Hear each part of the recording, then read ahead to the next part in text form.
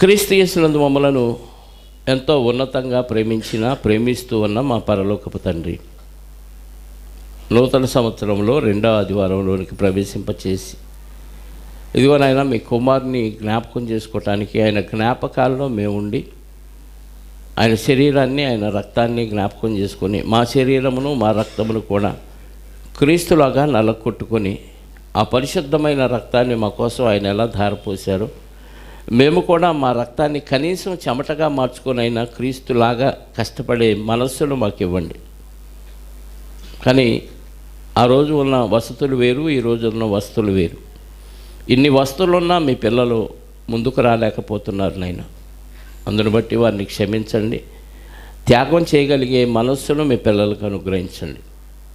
మాలో ఉన్న అవలక్షణాలు ఏమన్నా ఉంటే తీసివేసుకోవటానికి మీ వాక్యాన్ని మాకు అద్దములో చూపిస్తూ మా పరిస్థితిని మార్చుకోవటానికి మీరు నిరంతరం మమ్మల్ని వాక్యము ద్వారా ఉదక స్నానము చేత పవిత్రపరిచి పరిశుద్ధపరిచి నిర్దోషులుగా మీ ఎదుట నిలవబెట్టుకోవటానికి మీ కుమారుని రక్తములో ఎప్పటికప్పుడు మమ్మల్ని శుద్ధి చేస్తున్న విధానాన్ని బట్టి మీకు స్తోత్రాలు చెల్లిస్తూ ఇప్పటి వరకు జరిగించిన కార్యక్రమాన్ని బట్టి కూడా మీకు క్రీస్తు ద్వారా కృతజ్ఞతాస్తుతులు చెల్లిస్తూ మరికొన్ని మాటలు ఈ సందర్భంలో వాక్యం అనే అర్థములో నుంచి మమ్మల్ని మేము చూసుకోవటానికి ప్రయత్నపడుచు ఉండగా మీ ఆత్మ సహాయంతో నన్ను నడిపించండి. ఇది నా మాటలుగా కాక మీ మాటలుగా మీ పిల్లలు స్వీకరించి మేమందరం ఎవరికి వారు సరి చేసుకునే విధానంలో ముందుకు సాగే భాగ్యాన్ని మా అందరికీ ప్రసాదించమని కోరుకుంటూ మా రక్షకుడు నీ ప్రియకుమారుడైన యేసుక్రీస్తు వారి యొక్క సమాధానం కలిగిన నామములో ప్రార్థించి అడిగి వేడుకొనిచున్నాను పరలోకపు తండ్రి, ఆమేన్. చేరువచ్చిన మీ అందరికీ ప్రభు అయిన క్రీస్తు నామములో నా శుభాలు వందనాలు.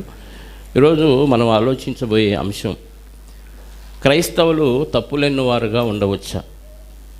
ఇది నేను యూట్యూబ్లో చూస్తున్నప్పుడు వంశీ గారు మాట్లాడిన టైటిల్ కనపడింది, హైదరాబాద్ వంశీ గారు. ఏంటా ఈ పాఠం అని విన్నాను. వింటే చాలా బాగుంది అనిపించింది. ఆయన కూడా ఎక్కడో విన్నాడంట.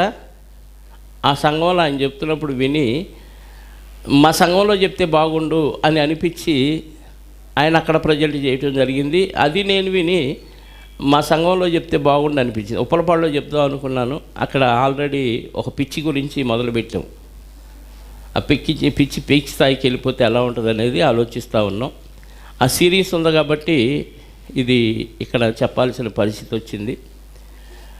ఈరోజు సమాజంలో ఎక్కువ మంది ఎదుటివారి తప్పుల్ని ఎన్ని ఉంటే అన్ని ఎత్తి చూపించే పరిస్థితిలో ఉన్నారు. నేను ఒక్కడనే మంచోడిని, మిగతా వాళ్ళందరూ పనికిమాలినోళ్ళు అని ఎదుటివారి గురించి లెక్చర్లు దంచేస్తూ ఎదుటివారి గురించి చులకనగా మాట్లాడుతూ వాళ్ళు పనికిరాని వాళ్ళు, ఎదవలు, చవటలు, దద్దమ్మలు, దేనికి పనికిరాని వారు, నీచులు అని చాలా తుస్కారంగా చులకనగా మాట్లాడే స్వభావం ఉన్నవారు సమాజంలో 99% ఉన్నారు. ఇది మనందరికీ తెలిసిందే. అందుకే బైబిల్లో ఒక మాట రాయబడి ఉంది, ఒకని మార్గము వాని దృష్టికి. 16వ అధ్యాయము సామెతల గ్రంథం 35వ వచనం చూడండి ఒకసారి. ఒకని మార్గము వాని దృష్టికి, ఒకని మార్గము వాని దృష్టికి యథార్థముగా కనబడును, అయినను తుదకు అది మరణమున కంటే రెండవ మరణం. నువ్వు ఏ మార్గంలో ఉన్నా ఒకరోజు పోతావు. ఇది కన్ఫర్మ్. మంచి మార్గంలో ఉన్నా చనిపోతాం, చెడ్డ మార్గంలో ఉన్నా చనిపోతాం. కానీ ఏ మరణానికి దారి తీసింది? రెండవ మరణానికి దారి. ఇది నా మార్గం, నాదే కరెక్టు. ఏమంటే ఎవరికి వారికి ఏమనిపించింది అంటే నేనే కరెక్టు, మిగతా వాళ్ళందరూ తప్పుటోళ్ళే. నాదే రైటు, మిగతా వాళ్ళందరిది రాంగు. నేను చెప్పిన మాటే వేదం, మిగతా వాళ్ళందరిది వేస్ట్. ఇలాంటి ఆలోచన తత్వం కలిగిన వారు ప్రపంచంలో 99% ఉంటారు. అలాంటి పరిస్థితిలో ఉన్నవారికి చివరికి వాళ్ళ మార్గం ఎక్కడికి వెళ్ళిద్దంట? రెండవ మరణం అయినా నరకానికి వెళ్ళిపోతుంది. చివరి సంగతి ఆలోచించాలి. ఇక్కడ మార్గం నువ్వు ఎలా ఉన్నా నో ప్రాబ్లం. చట్టానికి దొరికితే ఏమన్నా శిక్ష వేస్తారు. చట్టానికి దొరకకుండా ఎన్ని మాటలన్నా ఎంత హీనంగా బ్రతికినా దొరకనంతకాలం అందరూ దొరలే, దొరికితేనే దొంగ. ఇది అందరికీ తెలిసిన సత్యం.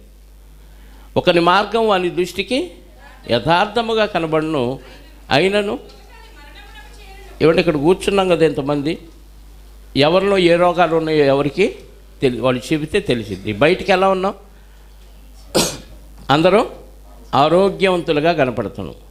దగ్గితే నాకు దగ్గు ఉందని మీకు అర్థమైంది, లేకపోతే అది కూడా అర్థం కాదు. ఇప్పుడు నేను డాక్టర్ దగ్గరికి వెళ్ళి టెస్ట్ చేయండి అన్నాను అనుకోండి, అరికాల నుంచి నన్నెత్తి వరకు ఫుల్ బాడీ స్కానింగ్ పెట్టాడు అనుకోండి, ఎన్ని బయటపడతాయి చెప్పండి? అరికాల నుంచి నన్నెత్తి వరకు బాడీ ఫుల్ స్కానింగ్ పెడితే ఎన్ని బయటకు వస్తాయో తెలియదు. అవి బయటకు వచ్చేదాకా నేను ఎలా కనపడతాను మీకు? ఆరోగ్యవంతుడు. ఆయనకేమంటే దుఃఖలాగా ఉన్నాడు అనుకుంటారు మీరు కదా.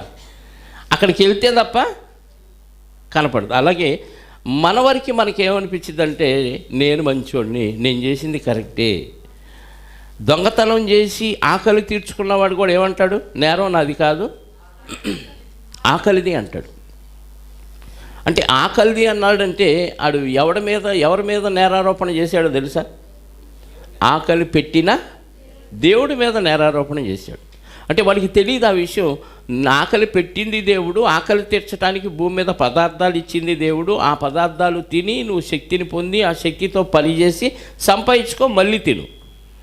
కానీ వీడు సోమరిగా ఉండి పని చేయక ఎవడో సంపాదించింది దోచుకొని తిని ఏంట్రా అలా తిన్నావని అంటే తప్పు నాది కాదు, నా కడుపులో ఉన్న ఆకలిది అంటావు. న్యాయమేనా? ఇప్పుడు వాడు దీనంగా ఈ స్టోరీ చెప్పాడు అనుకో, ఆకలి అయింది, 3 రోజుల నుంచి అన్నం తినలేదయ్యా, ఎవరిని అడిగినా పని లేదు, వాడు అడగలేదు పెట్టలేదు. అందుకని ఇంక ఏం చేయలేక దొంగతనం చేసి ఆకలి నింపుకుంటున్నా, కడుపు నింపుకుంటున్నానని అంటే ఎవరైనా ఏమంటాం అని అయ్యో పాపం అంటామా? జాలి పడతామా? అని స్టోరీ అంత దీనంగా చెప్పాడు. మరి చెప్పగానే అయ్యో పాపం అంటున్నాం. కానీ వాడు ఏం చెయ్యకపోవటం వల్ల దరిద్రుడయ్యాడు, ఏం చెయ్యకపోవటం వల్ల తిండికి కూడా లేని స్థితిలోకి వచ్చాడు అంటే వాడు సోమరిగా ఉన్నాడు, సరిగ్గా పని చేయలేదు. చేసినా శ్రద్ధగా చేయకపోతే కూడా దరిద్రం వెంటాడింది. బైబిల్లో చాలా వచనాలు ఉన్నాయి. పని శ్రద్ధగా చేయకపోవటం వల్ల దరిద్రం వెంటాడింది. శ్రద్ధగా పని చేయవాడు ఏలుబడి చేస్తాడు, వాడు రాజుల ఎదుటనే నిలబడతాడని ఉంటాయి. అంటే పని చేస్తే దరిద్రం నిన్ను వెంటాడు.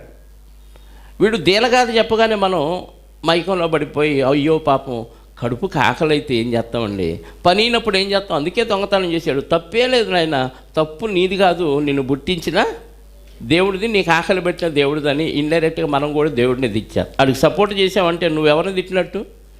దేవుడినే తిట్టినట్టు. కాబట్టి మన వరకు మనం ఆలోచించుకొని నాది రైటే అనుకున్నామంటే అది నీ నీతి, స్వనీతి.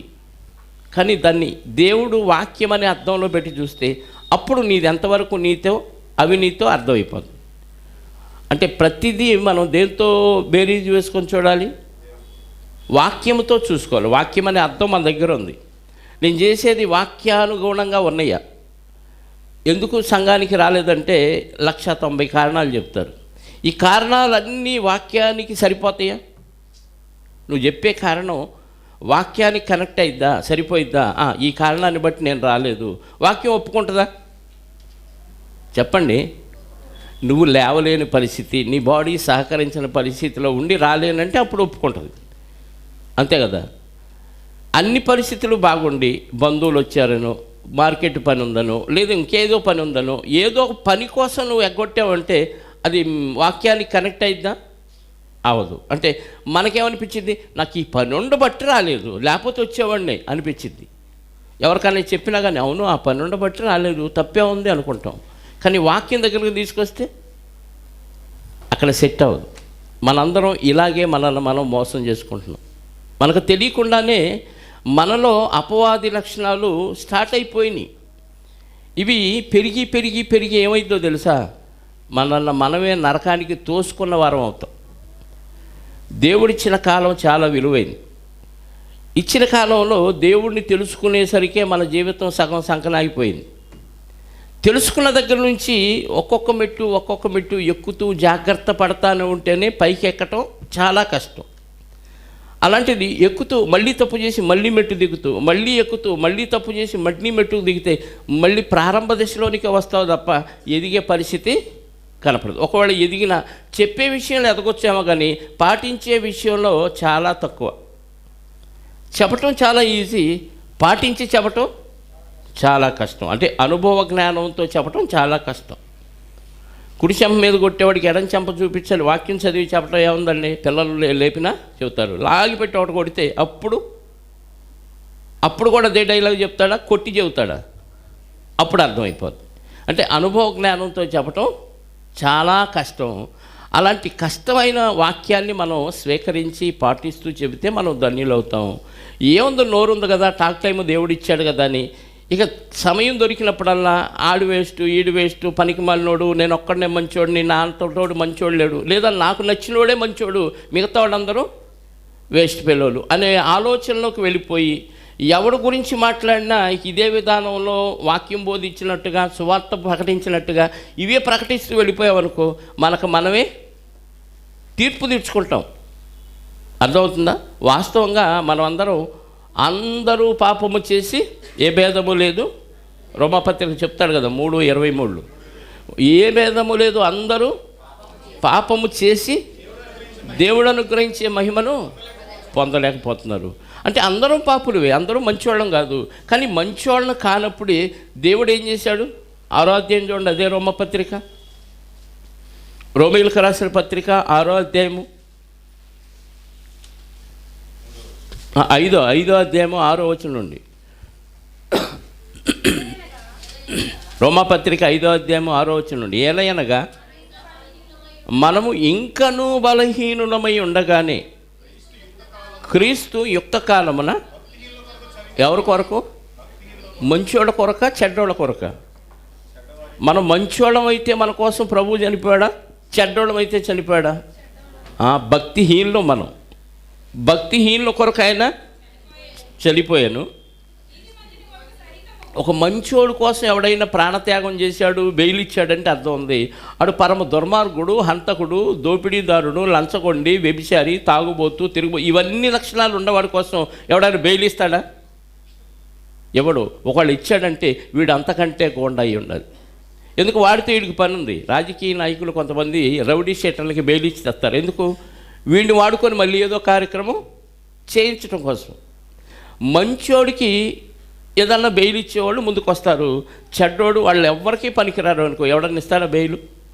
ఎవరెవడు? మంచివాడి కొరకు ఎవడో ఒకడు చనిపోట అది కూడా కష్టం అంట, అరుదంట. మంచి వాళ్ళ కొరకు ఎవరైనా త్యాగం చేయటం చాలా అరుదు. అంటే మంచోడికి కూడా బెయిల్ ఇచ్చేవాళ్ళు రారు అని అర్థం.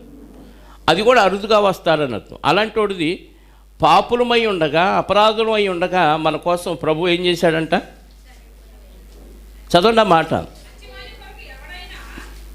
నీతిమంతుని కొరకు సైతము ఒకడు చనిపోవట అరుదు, మంచివారి కొరకు ఎవరైనా ఒకవేళ చనిపోవ తెగింపవచ్చును. అయితే దేవుడు మన ఎడల తన ప్రేమను వెల్లడిపరుచుచున్నాడు. ఎట్లనగా మనం ఇంకనూ పాపులమై ఉండగా క్రీస్తు మన కొరకు, అంటే చెడ్డోళ్ళమైతే మన కొరకు చనిపోయినప్పుడు, ఆయన ద్వారా మనం పరిశుద్ధులుగా తీర్చబడినప్పుడు మనం ఇంకొకళ్ళ గురించి చెడు మాటలు, ఇంకొకళ్ళ గురించి ఎంచే మాటలు, ఇంకొకళ్ళకి తీర్పు తీర్చే పనులు చేయొచ్చా? లోకం చేసిద్ది. వాళ్ళకి మంచి చెడు విచక్షణ ఏమి ఉండదు. నేను ఒక్కడనే మంచివాడిని, మిగతా వాళ్ళందరూ పనికి మాలినోళ్ళు అనే ఆలోచనలో ఎవడి మార్గం వాడి దృష్టికి నాది యథార్థ మార్గం అంటాడు. ఎవడికోటి నేను ఎవరికి హాని చేయలేదు, ఎవరిది దోచుకోలేదు అంటాడు. డైలాగ్ మా బాగుంది కదా అని చెప్పేస్తాడు. కానీ ఎన్ని దోచుకున్నాడో వాడి అంతరాత్మకి తెలుసు. ఇది లోకస్తుల పని. మరి క్రైస్తవులుగా మనల్ని ఏ స్థితిలో ప్రభువు రక్షించాడు? ఇంకనూ బలహీనమే, ఇంకనూ పాపులై ఉండగా మన కొరకు ఏం చేశాడు? ప్రభువారు చనిపోయాడు. ఇది మనకి ఎప్పుడూ జ్ఞాపకం ఉంటే, నేను మంచోడినైతే ప్రభువు నన్ను రక్షించలేదు, నేను చెడ్డోడిని, చెడ్డదాని కాబట్టి ఈ స్థితిలో దేవుడు నన్ను కనుకరించాడు. ఇప్పుడు ఎదుటోడు చెడ్డోడు అనుకుందాం. ఇప్పుడు మనం ఏం చేయాలి? ప్రభువులాగా చేయాలంటే అర్థమవుతుందా నేను చెప్పేది? ఎదుటి వాళ్ళు మనం చెడ్డోళ్ళం అయినప్పుడు ప్రభువారు ఏం చేశారు? మన కొరకు చనిపోయి చెడ్డోళ్ళని మంచోళ్ళుగా మార్చాడు. ఇప్పుడు మన ఎదుటిన్న వాళ్ళు నిజంగా చెడ్డోళ్ళే, నిజంగా పనికి మాలినోళ్ళే, నిజంగా వేస్ట్ ఫెలోలే, నిజంగా నీచులే. ఇప్పుడు మనం ఏం చేయాలి? క్రైస్తవులుగా మనం ఏ స్థితిలో మారామో మనకు గుర్తుంటే మనం ఎదుటోళ్ళకి ఏం చేయాలి చెప్పండి? వాళ్ళ గురించి 10 మందికి చాటాలా? ఆడు పనికిరానోడు తీసేయి, ఈడు వేస్ట్ పేలో తీసేయి, ఈడు లంచగొండి, ఈడు వ్యభిచారి, ఈడు తాగుబోతు, ఇలాంటి సర్టిఫికేట్లు ఇచ్చేస్తూ ఈ సర్టిఫికేట్లు 10 మందికి పనిచేసామనుకోండి, ఇప్పుడు ప్రభువుని పోలు నడుచుకున్నట్ట మన పరిస్థితి, మన యొక్క నీతిని బట్టి మనం విమర్శించినట్ట. టైటిల్ ఏంటి? క్రైస్తవులు తప్పులెన్నువారుగా ఉండవచ్చా, లేదా తప్పులెన్నువారు తమ తప్పులు ఎరుగరా? ఇది టైటిల్. 18 తెలుసా మీకు? వేమన శతకంలో, వేమన శతకం విశ్వదాభిరామ వినురవేమ ఎవరికి రాదు కదా. తప్పులెన్నువారు తమ తప్పులు ఎరుగరు, విశ్వదాభిరామ తెలుసుగా, అందితే తప్ప చిన్నప్పటికి గుర్తురాట్ల. కానీ ఎవడి మీద పగుందో ఉగ్గుపాలతో నొక్కి గుర్తొచ్చింది. ఎవరు నీకు ఏ ద్రోహం చేశారో, ఎవరంత బాకీ ఎగ్గొట్టారో, ఈ మాత్రం ఎప్పుడు నిద్రలో లేపినా గుర్తుంటాయి. మంచి అయ్యి మనకి గుర్తురావు. అవతల వాడు తప్పు చేశాడు, చెడ్డోడే అనుకుందాం, అలాంటి వాడిని క్రైస్తవులు ఏం చేయాలి? క్షమించాలి. అతని గురించి పక్కోడికి ఏమాత్రం చెప్పకూడదు. అతన్ని వీలైతే ఏం చేయాలి? బాగు చేయాలి, సమాధానపరచాలి, ప్రభువు దగ్గరికి తీసుకురా. సింగిల్గా వెళ్ళు. నీ మీదే విరోధంగా తప్పు చేశాడు, నీ మీదే చేశాడు. చేసినప్పుడు ఏం చేయమన్నాడు ప్రభువారు? సింగిల్గా వెళ్ళి అతన్ని గద్దించు. వెళ్ళలేదా 2-3 సాక్షులు తీసుకెళ్ళి చెప్పించు. అప్పుడు వెళ్ళలేదా సంఘం అంతటికీ చెప్పు. అప్పుడు వినకపోతే అప్పుడు వదిలేయమన్నాడు. అన్యుడిగా ఎంచమంటే వదిలేయమని అర్థం. మనం ఈ ప్రయత్నాలు ఏమీ చేయకుండా మనం ఏం చేస్తాం? ఆడి క్యారెక్టర్ మొత్తం బ్యాడ్ అయినా కాకపోయినా, ఒకడు బ్యాడ్ అయితేనే చెప్పొద్దు అన్నప్పుడు బ్యాడ్ కాకపోయినా చెప్పామంటే ఇంకా మన స్థితి ఎలా ఉంది? ఏమంటే ఇవన్నీ మాట్లాడుతున్నప్పుడు పలానోళ్ళ గురించే చెప్తున్నాడు, పలానోళ్ళ గురించే చెప్తున్నాడని మీకు ఎవరో ఒకడు గుర్తు రావచ్చు కదా. మా ఆయన గురించో, మా ఆవిడ గురించో, మా బంధువు గురించో, లేదా సంఘంలో ఏ ఒక వ్యక్తి గురించో అనుకోవచ్చు మీరు. కానీ ఇన్ని అనుకుంటాం, కానీ నా గురించేమో, నాలో ఈ లక్షణం ఉందేమో అని అనిపించిద్దా? చెప్పండి, ఎవరికన్నా అనిపిస్తుందా? మన గురించి అనిపించదు. ఎందుకు? మనం మిస్టర్ పర్ఫెక్ట్ కదా. మనమంతా మిస్టర్ పర్ఫెక్ట్, పరిపూర్ణమైన ప్రభువులాగా బతుకుతున్నామని మన ఫీలింగ్. మన గురించి అనిపించదు. ఎదుటోళ్ళు ఎవరొకళ్ళు మన మైండ్లో మెదులుతూనే ఉంటారు. ఈ పాటికి మీ మైండ్లో కూడా ఎవరొకళ్ళు, ఒకళ్ళేంది 5-6 మెదిలే ఉంటారు కదా. ఇలాంటి వాళ్ళ గురించి బైబిల్ ఏమంటుందో తెలుసా? ఒక మాట చూడండి. సామెతల గ్రంథం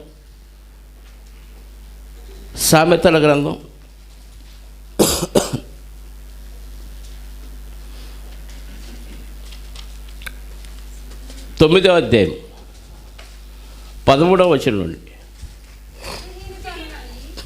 బుద్ధిహీనత అనున్నది ఏంటంట? బుద్ధిహీనత. ఆడు బుద్ధి లేనోడండి, ఆడు జ్ఞానం లేనోడండి, నేనే అన్నీ కలిగినోడండి, మంచోడండి అనుకున్న వాళ్ళకి వాళ్ళే బుద్ధిహీనులని చెప్తుంది వాక్యం.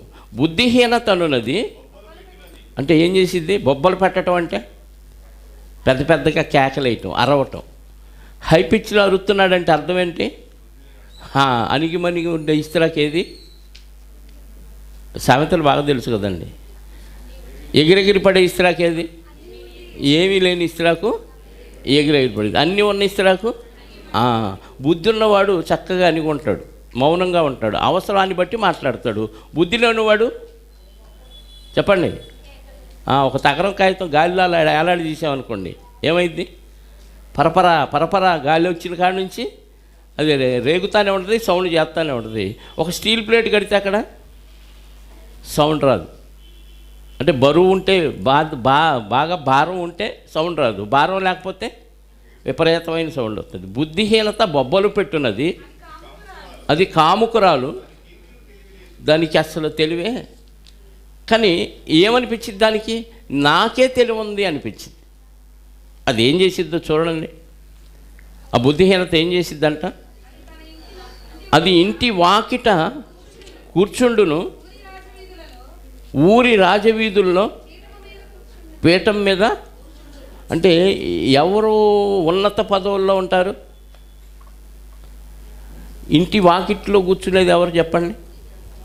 మనం వీధిలోకి వెళ్తుంటే ఎక్కువ మంది మధ్యాహ్నం సమయంలో లేదా 11 దాటిన తర్వాత ఇళ్ళ వాకిలి దగ్గర మెట్ల మీద అరుగుల మీద కూర్చుంటారు కొంతమంది. ఎవరు పురుషులందరూ పనులకి వెళ్ళిపోతారు. స్త్రీలు ఇంట్లో పనులన్నీ చేసి తీరిగ్గా ఇక పక్కింటి వాళ్ళ ముచ్చట్లు మాట్లాడుకోవాలిగా. కాబట్టి ఇంటి అరుగుల మీద, సూర్యుల కింద, మెట్ల మీద కూర్చొని అది ఉందో చూసావు, నీ సంగతే. నిజంగా వీళ్ళని ఏమంటుందో తెలుసా? బొబ్బలు పెట్టేది బుద్ధిహీనులు అంటుంది. బుద్ధి అంటే ఏంటో తెలుసా? బుద్ధి అంటే అర్థం ఏంటంటే, లోక భాషలో బుద్ధి అంటే అనుభవ జ్ఞానం. జ్ఞానం వేరు, అనుభవ జ్ఞానం వేరు. ఎగ్జాంపుల్ మీకు అర్థమయ్యేటట్టు చెప్తాను. పిల్లలు స్పీడ్గా సైకిల్ దొక్కుతున్నారు అనుకోండి, ఏం చెప్తాం మనం? అరే స్పీడ్గా దొక్కితే పడతావు, దెబ్బలు తగులుతాయి, జాగ్రత్తగా స్లోగా దొక్కుకో అని చెప్తాం. వాడు వినడు, ఏం చేస్తాడు? తొక్కుతాడు. తొక్కి ఏడుస్తూ వస్తాడు. ఏం జరిగింది? ఏడుస్తూ వచ్చాడంటే ఏం జరిగింది? వాడు స్పీడ్గా తొక్కాడు, పడ్డాడు. ఇప్పుడు మనం ఏమంటాం? నేను చెప్పానా? ఇప్పుడు బుద్ధి వచ్చిందా అంటాం. అంటే బుద్ధి ఎప్పుడు వచ్చింది వాడికి? నువ్వు చెప్పినప్పుడు రాలా. ఇది నీ అనుభవంతో ఆల్రెడీ నువ్వు పడి ఉండవు కాబట్టి, పడ్డ వాళ్ళని చూసావు కాబట్టి నువ్వు ముందు చెప్తావు. చెప్పినప్పుడు వినలా. ఎప్పుడు బుద్ధి వచ్చింది అంటే, కొంతమందికి పడ్డాదాకా బుద్ధి రాదు, అనుభవిస్తే తప్ప బుద్ధి రాదు. అందుకే చెప్తా ఉంటాను చాలామందికి హెచ్చరిక, దేవుడు కొట్టేదాకా తెచ్చుకోవద్దు, నువ్వు దేవుడు దెబ్బ కొట్టేదాకా నువ్వు తెచ్చుకోవద్దు. దేవుడు కొట్టక ముందే వాక్యాన్ని బట్టి మార్చుకో అని చెప్తాను. కొట్టిన తర్వాత కూడా బుద్ధి రాలేదనుకో, ఇంకెవరూ ఏం చేయలేం. 1, 2, 3 సార్లు కొడతా ఉంటాడు దేవుడు. అవి చాలా చిన్న మొట్టికాయలు లెక్క దేవుడికి. వాటినే తట్టుకోలేకపోతే మనం ఇక పెద్ద పెద్ద డ్యామేజీలు చేశాడు అనుకో, అస్సలు మనం తట్టుకోలేమండి. అందుకే బుద్ధిహీనత బొబ్బలు పెట్టినది, అది కాముకురాలు, దానికి ఏమి అంటే తెలివి లేనోళ్ళు బుద్ధిహీనులు అని అర్థం. కానీ వాళ్ళకే లోకం పట్టగడుతుంది, వాళ్ళకే పదవులు ఇస్తుంది. రాజకీయ నాయకులకి ఏమన్నా ఎడ్యుకేషన్ క్వాలిఫికేషన్ ఏమన్నా చెప్పారా? రాజకీయంలో ఒక మంత్రి పదవి చేపట్టాలంటే క్వాలిఫికేషన్ ఏమన్నా ఉందా? కనీసం ఫ్యూన్ జాబ్ చేయడానికి కూడా ఏం కావాలి? 10th పాస్ అవ్వాలి, 7th అన్న పాస్ అవ్వాలని క్వాలిఫికేషన్ ఉంటుంది. రాజకీయానికి ఏ క్వాలిఫికేషన్ అవసరం లేదు. వాళ్ళకి కావాల్సిన క్వాలిఫికేషన్ ఏంటంటే బుద్ధిహీనత చాలు. అంటే బుద్ధిహీనత అంటే ఏదైనా చేయొచ్చు, చలామణిలోకి తేవచ్చు, గొడవలు చేయొచ్చు, రాస్తారోకులు చేయొచ్చు, హత్యలు చేయించవచ్చు, జైల్లో ఉన్న ఖైదీలకి బెయిల్ ఇప్పించవచ్చు, అడ్డగోలుగా ప్రవర్తించవచ్చు, ప్రభుత్వానికి ట్యాక్స్ ఎగ్గొట్టవచ్చు, రౌడీజం చేయొచ్చు. ఇవన్నీ చేసేవాళ్ళు సమాజం దృష్టిలో గొప్పోళ్ళు. అందుకే ఎక్కడ కూర్చోబెట్టాడు? ఇంటి వాకిట్లో కూర్చుంటారు, రాజవీధులలో, ఎక్కడ? పీఠం మీద, అంటే గొప్ప స్థానంలో కూర్చుంటారు. అతడు ఆ దారిన పోవారిని చూచి, ఎవరంట? ఎలా వెళ్తున్నారు వీళ్ళు? తమ త్రోవను చక్కగా వెళ్తున్నారంటే మంచి మార్గంలో వెళ్తున్నారా? వాకిట్లో కూర్చున్నారు, పట్టణపు రాజవీధుల్లో కూర్చున్నారు, తన తోవను చక్కగా వెళ్తున్నారంటే మంచోళ్ళ చెడ్డోళ్ళ? చెప్పండి. మంచోళ్ళే. మంచోళ్ళని ఈ బుద్ధిహీనుడు పిలిచి ఏమంటున్నాడంట? ఎట్లుంది చెప్పండి? ఏమి లేని ఇస్త్రాకు, అరే నీ ఇస్త్రాకులు ఏమి లేదంటుంది, ఏది అన్నీ ఉన్న ఇస్త్రాకుని. వాళ్ళు చక్కగా వెళుతున్నారంటే మంచిగా వాళ్ళ పని ఏదో వాళ్ళు చేసుకుంటున్నారు. వాళ్ళు ఇంటికాడ బయలుదేరారు, చక్కగా వాళ్ళు వెళ్ళాల్సిన మార్గంలో వాళ్ళు వెళ్ళిపోతున్నారు. చక్కగా తమ పనిని చేసుకొని వెళ్ళువారిని పిలిచి, జ్ఞానము లేనివాడా ఇక్కడికి రమ్మని వారిని ఎట్లుంది చెప్పండి? మేము ఇస్తాం మీకు విడుదల, మీకు మంచి పనులు చేసి పెడతాం, మీకు అది చేస్తాం ఇది చేస్తామని ఎన్ని లెక్చర్లు ఇస్తారండి? ఇచ్చిన ఎన్ని నెరవేరుస్తారా? నెరవేర్చారు. అందులో 100 లెక్చర్లు ఇస్తే 1, 2 చేసి అవే డప్పాలు కొట్టుకుంటూ బొబ్బలు పెడుతూ ప్రకటనలు చేసుకుంటూ ఉంటారు. మా ప్రభుత్వంలో అవి జరిగినాయి ఇవి జరిగినాయి. ఏ ప్రభుత్వం? నేను ఒక ప్రభుత్వం గురించి చెప్పట్లేదు. అన్నీ చేసేవి కొంచెం, చెప్పుకునేవి ఎక్కువ. బుద్ధి లేనోడు మంచి మార్గంలో వెళుతున్న వాడిని పిలిచి ఏమంటున్నాడంట? జ్ఞానము లేనివాడా ఇక్కడికి రమ్మని వాడిని పిలుచును. అది తెలివి లేనివాడు ఒకడు వచ్చుట చూచి ఏం చెప్పిద్ది? హితోపదేశాలు ఇవి. అరే కొనుక్కొని తాగితే ఏముంటుంది ఆ నీళ్ళు? పక్కోడిది లాక్కొని తాగి చూడు ఎంత టేస్టో తెలుసా? మనకు కూడా అంతే కదండి. పొరుగింటి పుల్లకూర ఇంట్లో వండి నీ టేస్ట్ అనిపించు, పక్కన వాళ్ళు పచ్చడి చేసినా అబ్బా ఏం బాగుంది అనిపించింది. దొంగిలించిన నీళ్ళు ఇది హితోపదేశమా దుర్బోధ? వీడికి ఏమీ లేదు, బుద్ధి లేదు. బుద్ధి లేనోడు చక్కగా వెళుతున్న వాడిని పిలిచి ఏమి హితోపదేశాలు చేస్తున్నాడు అంటే, నువ్వు సరిగ్గా సంపాదించి కష్టపడి మినరల్ వాటర్ బాటిల్ కొనుక్కొని తాగొద్దు. పక్కనోడు కొనుక్కున్నది వాడు చూడనప్పుడు బ్యాగ్లోంచి కొట్టేసుకో, తాగు. అసలు ఆ నీళ్ళు ఎలా ఉంటాయనో అమృతం పనికిరాదు అంటాడు. ఒకసారి ట్రై చేద్దాం అనిపించింది వీడికి. మంచోడికి చెడ్డోడు ఏం చేస్తున్నాడు? ఏమండి నిజంగా ఇలాంటి వాళ్ళు సమాజంలో ఉన్నారు, క్రైస్తవ్యంలో ఉన్నారు. వీళ్ళు చెప్పిన మాటలు ఇది నిజమే అన్నట్టు నమ్మేస్తారు చాలామంది. నిజంగా అంత టేస్ట్ ఉంటాయా? నేను ఎప్పుడు అలా తాగలేదు, ఎప్పుడు డబ్బులు పెట్టి కొనుక్కుంటున్నాను, నాకు ఈ సీక్రెట్ తెలియక ఎంతకాలం కొనుక్కున్నానే అనిపించింది వాడికి. అంటే మంచోడు కూడా ఏమైపోతాడు ఈ మాటలని? చెడిపోతాడు. అసలు దొంగతనం చేసి నీళ్లు తాగితే ఆ టేస్టే వేరు, ఆ కిక్కే వేరు అనగానే వీడేదో అమృతం తాగినట్టుగా ఫీల్ అయిపోయి ఆ చెప్పే విధానం కూడా అలాగే ఉంటుంది. నేను ఎన్నిసార్లు తాగాను అనుకున్నాను, అందుకే నేను ఇలా ఉన్నాను అనగానే అబ్బో నిజమే కావాలి, తాగిసొద్దాం ఒకసారి అనిపించాలి.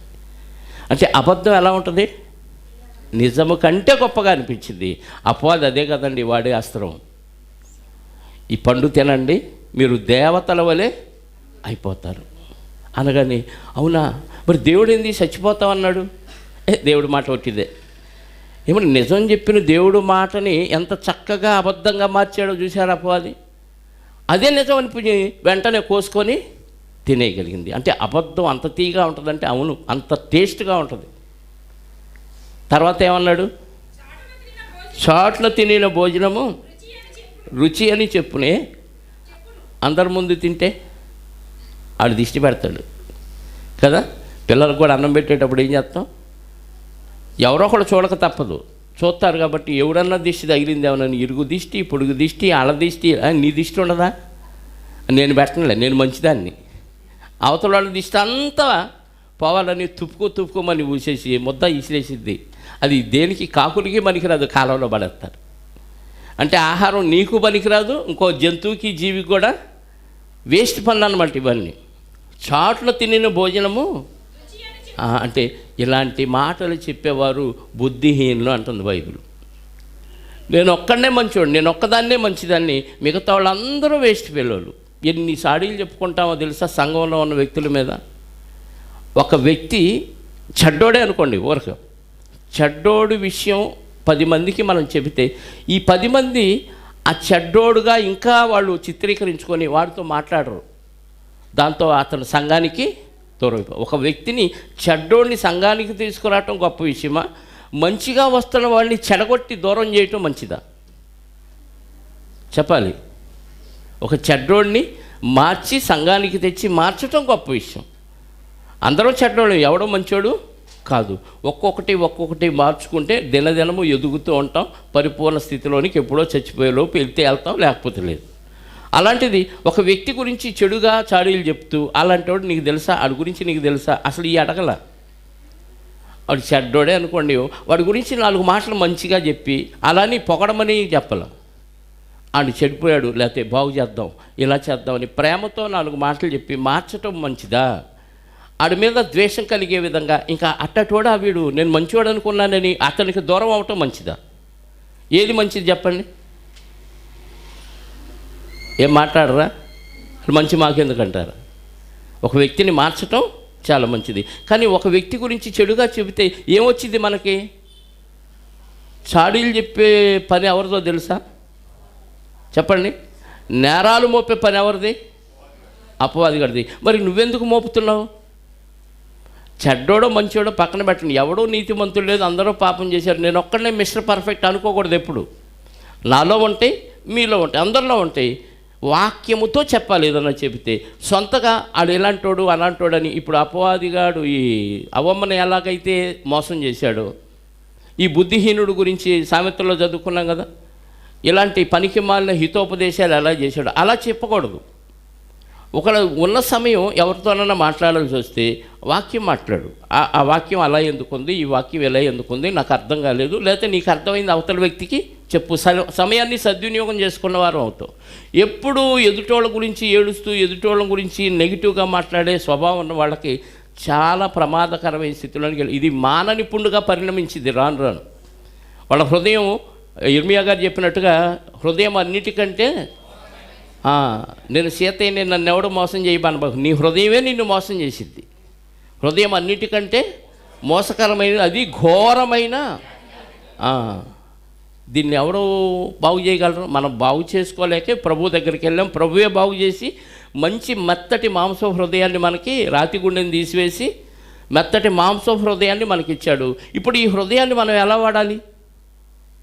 దేవుని పనుల కోసం మంచిగా ఉపయోగించాలి.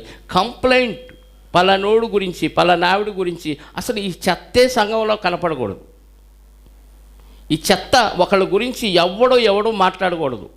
ఏమన్నా మాట్లాడితే వాక్యం చెప్పు. చెడ్డోడు కాబట్టి ఎక్కువ వాక్యం చెప్పు. మంచివాళ్ళకి ఎక్కువ వాక్యం అవసరం లేదు. చెడిపోతున్న వాళ్ళకే ఎక్కువ వాక్యం చెప్పి వాళ్ళని బాగు చేయడానికి ట్రై చేసేది భక్తుని స్వభావం. ఇంకా చెడిపోతున్న వాళ్ళని ఇంకా చెడగొట్టేది దుష్టుని స్వభావం. మంచోళ్ళని సైతం చెడగొట్టేది భయంకరమైన దుష్టుని స్వభావం. అతని గురించి కొన్ని మాటలు మనం బైబిల్లో చూడగలిగితే ప్రియులారా, సాతాను గురించి యోబు గ్రంథం 1వ అధ్యాయము 6వ వచనం నుండి చదవండి. దేవదూతలు యెహోవా సన్నిధిని నిలబడు సమయం ఒకటి వచ్చాను, తటస్థించాను. ఆ దినమున అపవాది అగువాడు వారితో కలిసి వచ్చాను. యెహోవా అడిగాడు, నువ్వెక్కడి నుంచి వచ్చావని అడిగితే, అపవాది భూమి మీద ఇటు అటు తిరుగులాడుచు అందులో సంచరించు వచ్చితనని చెప్పగా,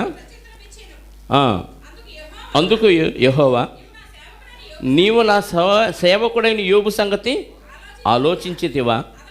అతడు యథార్థవర్తనుడు, న్యాయవంతుడును, దేవుని యందు భయభక్తులు కలిగి చెడుతనమును విసర్జించిన వాడు, భూమి మీద అతని వంటి వాడు ఎవడూ లేడు. దేవుడు చెప్పింది రైటేనా? దేవుడు చెప్పింది రైటేనా?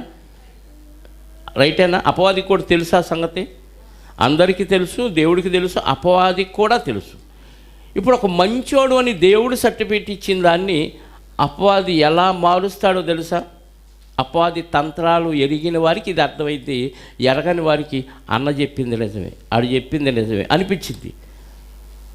నీ గురించో ఇంకొకళ్ళ గురించో నా గురించో ఒక వ్యక్తి లేనిది కల్పించి చెబితే అది నిజమని నువ్వు నమ్మే విధంగా చెప్తాడు. ఈ తత్వం అపవాదిగాడిది. అపవాదిగాడికి అవకాశం ఇస్తే వాడు ప్రవేశించి ఆలోచన ఇచ్చి ఈ డైలాగులు చెప్పేస్తాడు. ఏమన్నాడు అపవాది? అపవాదికి దేవుడు చెప్తే అపవాది ఏమన్నాడు చెప్పా? యోబు ఊరకయ్యే దేవుని యందు భయభక్తులు గలవాడాయన, నీవు అతనికిని అతని ఇంటి వారికిని కలిగిన సమస్తమునకు నువ్వు చుట్టూ కంచె వేస్తేవి కదా. నీవు అతని చేతి పని దీవించుచుండుట చేత అతని ఆస్తి దేశంలో బహుగా. అంటే యోబు మంచోడు ఎందుకు అయ్యాడు చెప్పండి? దేవుడు ఆశీర్వదిస్తే మంచోడు అయ్యాడా? మంచోడు కాబట్టి ఆశీర్వదించాడా? మీరు రెండు జాగ్రత్తగా ఉండండి. మంచోడైతే ఆశీర్వదించాడా? ఆశీర్వదించినాక మంచోడయ్యాడా? అపవాదిగాడు ఏమన్నాడు తెలుసా? నువ్వు ఆశీర్వదించటం వలన మంచోడయ్యాడు అంటున్నాడు. మనకేమనిపించింది? అవును, దేవుడు ఆయన ఆశీర్వదించాడు కాబట్టి ఆయన మంచోడయ్యాడు అనుకుంటున్నాం మనం. కానీ ఆయన మంచోడు కాబట్టి చెడ్డోళ్ళని ఆశీర్వదించాడు దేవుడు. చెడ్డోళ్ళకి తల్లి గర్భంలో ఉన్నప్పుడు ఇచ్చిన ఆయుష్కాలం ఇచ్చాడు, అడుగు కోట ఇచ్చేశాడు. ఆ కోట ప్రకారంగా ఆడు బతికేస్తూ ఉంటాడు అంతే. ఆడు చచ్చేదాకా హ్యాపీగా బతికేస్తాడు. కానీ యోబు ఎలాంటి వాడు అనంటే దేవుని యందు భయభక్తులు కలిగి చెడుతనాన్ని విసర్జించాడు కాబట్టి దేవుడు అతనికి కాపలా పెట్టాడు, చుట్టూ కంచె వేశాడు, అతన్ని ఆశీర్వదించాడు. అబ్రహాము గారిని దేవుడు ఎప్పుడు ఆశీర్వదించాడు చెప్పండి? మెసొపొతామియాలో ఉన్నప్పుడు ఆశీర్వదించాడా? ఊరని పట్టణంలో ఉన్నప్పుడు ఆశీర్వదించాడా? ఎప్పుడు? ఆయన బిడ్డలు ఇచ్చినప్పుడు అప్పుడు ఆశీర్వదించాడు. ఆయన మాట విన్నాడు కాబట్టి ఆశీర్వదించాడు. ఆశీర్వదించిన తర్వాత మాట విన్నాడా? మాట విన్న తర్వాత ఆశీర్వదించాడు. అపవాదిగాడు ఎంత చక్కగా వక్రీకరించాడు చూసావా? ఊరకనే మంచివాడయ్యాడా, ఊరకనే భయభక్తులు కలిగి ఉన్నాడా? నువ్వు ఆశీర్వదించావు, అతను చుట్టూ కంచె వేసావు, నేను కూడా ప్రవేశించకుండా చుట్టూ కంచె వేసావు కాబట్టి ఆయన గొప్పోడయ్యాడు అన్నాడు. ఇప్పుడు దేవుడు ఎలా రుజువు చేసుకోవాలి చెప్పండి? దేవుడు ఎలా రుజువు చేసుకోవాలి? మనలాంటి వాళ్ళకి తెలియాలంటే ఈ విషయం ఏం చేయాలంటే పర్మిషన్ ఇచ్చేయాల్సిందే, ఇంకా చేయగలిగింది ఏమీ లేదు. ఎందుకంటే అతను ఎందుకు మంచోడయ్యాడో, ఎందుకు ఆశీర్వదించబడ్డాడో ప్రాక్టికల్గా అతనికి, అపవాదికి, మనకందరికీ తెలిసే విధంగా పాఠం నేర్పించడానికి ఇచ్చేసాను పో పర్మిషన్ అన్నాడు. అతనుకున్న చుట్టూ కంచె తీసేసేయి, అతనుకున్న ఆస్తి అంతా తీసేసేయి, అప్పుడు కూడా మంచోడవుతాడో లేదో నేను చూస్తాను అని దేవుడికి ఏం చేశాడు? సవాలు విసిరాడు. మీకు అర్థమైందా? అంటే ఆశీర్వదించబడిన వ్యక్తి మంచోడు కాల, మంచోడు కాబట్టి ఆశీర్వదించాడు. అంటే అపవాది ఎంత టెక్నిక్గా, ఎంత న్యాగ్గా నిజాన్ని అబద్ధంగా మలుస్తాడో తెలుసా? ఆ తంత్రాలు తెలియకపోతే చాలా ఇరుక్కుపోతామండి. మనల్ని మనమే మోసం చేసుకుంటాం. మన హృదయం మనల్నే మోసం చేసిద్ది. దాన్ని నాశనం చేసుకోలేము, దాన్ని తీసేసుకోలేము. మనం దేవుని సహాయం ఉంటే తప్ప మన హృదయాన్ని మనం శుద్ధి వాక్యం ద్వారా శుద్ధి అవ్వాల్సిందే తప్ప మన హృదయాన్ని మనం బాగు చేసుకోలేము. దాన్ని అలాగే కంటిన్యూ చేసామనుకో, నేను తప్పేం చేశాను, ఒక విషయాన్ని అడిగితే సూటిగా సమాధానం చెప్పేవాళ్ళు కనపట్ల. ఎందుకు రాలేదు సంఘానికంటే యథార్థంగా ఇదిగో పలాని కారణాన్ని బట్టి రాలేదని చెప్పేవాళ్ళు లేరు. ఎందుకు రాలేదంటే దీర్ఘం తీసి 190 కారణాలు చెప్తారు. నా దగ్గర పప్పులో ఉడకు, నేను దాని వాక్యాన్ని జోడిస్తాను, దీన్ని బట్టి నువ్వు రాకపోతే ఓకే, మిగతా ఏ కారణాన్ని బట్టి రాపోయినా ఫెయిలేగా. కానీ అపవాది ఎలాంటి ఆలోచన ఇస్తాడంటే నాదంతా కరెక్టే, అవతలోడిదే తప్పు అనిపిస్తాడు మన చేత. అలాగే సర్దుకుపోతా చెల్లుబాటు అయిపోతూ ఉంటుంది, కాలం గడిచిపోతూ ఉంటుంది. నువ్వు చెప్పిన మాటలన్నీ అవతలోడు నమ్ముతాడు, వాడు మారిపోతాడు, వాడు పాడైపోతాడు. ఆహా అని నీ పక్షంగా సాతానుగాడు గంతులు వేస్తూ ఉంటాడు. నేను వేసిన ప్లాన్ వాడి విషయంలో నెరవేరింది, ఎంతమందిని జరగొట్టాడో చూసావా, ఎంతమందిని దేవునికి దూరం చేశాడో చూసావని వాడు గంతులు వేస్తూ ఉంటాడు. వాడు పనే కంప్లైంట్ చేయటం, ఆ కంప్లైంట్ చేసే తత్వం మనలో ఉంటే వాడు మనలో ఉన్నట్లే. ఊరకయ్యే యోబు దేవుని యందు భయభక్తులు గలవాడైనా అతని చుట్టూ నువ్వు కంచె వేసావు, అతను ఆశీర్వదించాడు కాబట్టి ఆయన భయభక్తులు గలవాడైపోయాడు అని చెప్పా. కానీ దేవుడు సమస్తం నీ వశం చేశాను, ఏం చేసుకుంటావు చేసుకోపు, ఆయన ప్రాణాన్ని మాత్రం ముట్టొద్దు అన్నాడు. చేసిన యోబు గారు ఏ మార్పు రాలేదు. అంటే ఆయన స్వతహాగా మారాడు, దేవుని యందు భయభక్తులు కలిగాడు. ఆస్తున్నా లేకపోయినా, దేవుడు ఆశీర్వదించినా ఆశీర్వదించకపోయినా ఆయన భక్తుడు కాబట్టి ఎప్పుడు ఉన్నట్టే ఉన్నాడు. యెహోవా ఇచ్చెను, యెహోవా తీర్చు. ఆ స్థితిలో మనం ఉంటే ఇంకా ఎవడో నిన్ను చెడగొట్టలేడు, నిన్నెవ్వడు చెడగొట్టలేడు. ఎవడి మాటలు నువ్వు నమ్మవు, ఎన్ని చెప్పుడు మాటలు చెప్పినా దేవాస్తోత్రం, ఆ సంగతి ఏదో నువ్వు చూసుకో ప్రభా, నేను చేశానో లేదో నీకు తెలుసు అని హ్యాపీగా దేవుడికి అప్పచెప్పి నిశ్చింతగా ఉంటావు. బీపీలు టెన్షన్లు ఏముండవు. వాళ్ళు నన్ను ఎందుకన్నా బల్ల గుద్దుకుంటా ఉన్నావు అనుకో, నీ గుండెని గుద్దేస్తాడు దేవుడు ఏదో ఒకరు. పిసుక్కు సాగకూడదు ప్రతిదానికి, దేవుడికి విడిచిపెట్టేసి హ్యాపీగా నీ పనులు ఏదో దేవుడి పనులు చేసుకుంటూ వెళ్ళిపో, మిగతా దేవుడు చూసుకుంటాడు. యోబు గారు అదే దేవుడికి అప్పచెప్పాడు, ఆయన పని ఏదో ఆయన చేసుకుంటా పడు, బాధిస్తే బాధ అనిపించాడు, దేవుడిని ఒక్క మాట కూడా అనలేదు, హ్యాపీగా బతికాడు. మళ్ళీ రెట్టింపు ఆశీర్వాదం ఆయనకు వచ్చింది. జకర్యా గ్రంథం 3వ అధ్యాయము 1వ వచనం నుండి చూడండి. జకర్యా గ్రంథం 3వ అధ్యాయం 1వ వచనం. మరియు యెహోవా దూత ఎదుట ప్రధాన యాజకుడైన యెహోషువ, ఆ యెహోషువ కాదు, మోషే గారి తర్వాత నాయకుడైన యెహోషువ గారు కాదు, ఈయన ప్రధాన యాజకుడైన యెహోషువ. ఎక్కడ? దూత ఎదుట యెహోషువ, ప్రధాన యాజకుడైన యెహోషువ నిలవబడుటయు. సాతాను కంప్లైంట్ ఇచ్చింది ఎవరు? సాతాను. దోషిగా ఎవరిని చూపిస్తున్నాడు? ప్రధాన యాజకుడైన యెహోషువని. అంటే ఫిర్యాదు చేసి కంప్లైంట్ ఇచ్చే స్వభావం ఎవరిది? క్షమించే స్వభావం చెప్పండి, దేవుడిది. ఇప్పుడు నీ ఏ స్వభావం ఉంది? ఆడేలంటుడు, ఈడేలంటుడు, ఆమె లాంటిది, ఇవే చెప్తా ఉన్నావు అనుకో, నువ్వు సాతాను ఏజెంట్ అని అర్థం. ఎవరికి వాళ్ళు మార్కులు వేసేసుకోండి. నేను చేసినా నేను ఏజెంట్ని, ఎవరేం చేసినా మనకెందుకులే, దేవుడు క్షమిస్తాడేమో, లేకపోతే వాళ్ళ గురించి మనం ప్రార్థన చేద్దాం, ఒకవేళ మన ప్రార్థన బట్టి వాళ్ళు ఏమన్నా మారుతారేమో, లేకపోతే చెప్పి చూద్దాం వాక్యం అనే ఆలోచనలో ఉండాలి తప్ప వాళ్ళని ఇంకా చెప్పించే విధంగా వాళ్ళ గురించి 10 మందికి చాటి వాళ్ళు అలాంటి వాళ్ళు, వీడు ఎలాంటి వాడో తెలుసా, వాడు అడకపోయినా పిలిచి మరీ చెబుతాడు. రాజవీధుల్లో కూర్చుండి, ఎక్కడ ఇంటి వాకిట్లో కూర్చొని బొబ్బలు పెడుతూ ఏం చేసింది బుద్ధిహీనత, వాళ్ళ మార్గాన్ని వాళ్ళకి వెళ్ళిపోయే వాళ్ళని పిలిచి హితోపదేశాలు చేయటం ప్రారంభిస్తారు. మన బతుకు అదే అయింది. ఇది రాను రాను రాచపుండు అయిపోయి హృదయం భయంకరమైన వ్యాధితో నిండిపోయి నిత్య నరకానికి వెళ్ళిపోయే ప్రమాదం ఉంది ప్రియులారా. ఎంత బతికి దేవుని దగ్గరకు వచ్చాం, పాపాలన్నీ పరిహరించుకున్నాం. ఇప్పుడు కూడా మన పరిస్థితి, మన పద్ధతి మార్చుకోకుండా ఎప్పుడు ఎవరొకళ్ళ మీద నేరారోపణ చేసేవారిగా మనం ఉంటే మన బ్రతుకు అధ్వానం అయిపోద్ది.